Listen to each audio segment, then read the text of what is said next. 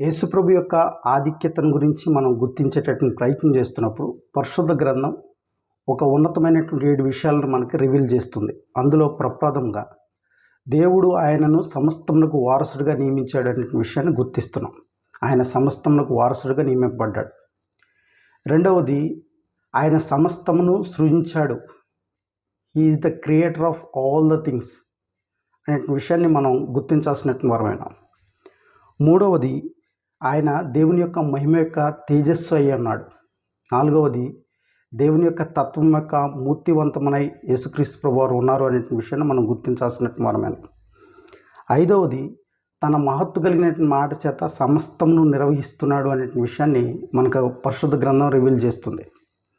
ఆరవది, పాపములకు శుద్ధీకరణం తానే చేశాడు. యావత్తు మానవుల యొక్క పాపముల కొరకు శుద్ధీకరణం చేసే విషయాన్ని గుర్తిస్తున్నాం.